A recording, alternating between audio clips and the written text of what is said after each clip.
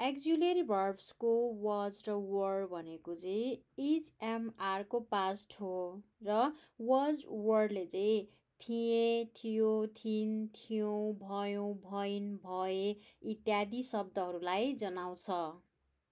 Was चाहिँ I, he, C, it सब्जेक्टसँग प्रयोग हुन्छ। जस्तै आई वाज टायर्ड, म थाकेको थिएँ। ही वाज एट होम, ऊ घरमा थियो। सी वाज अ डक्टर, उनी डाक्टर थिइन्। द डग वाज हङ्ग्री, कुकुर भोकाएको थियो।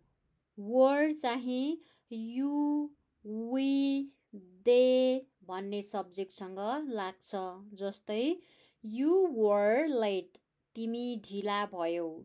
वी वर फ्रेन्ड्स, हामी साथी थियौँ।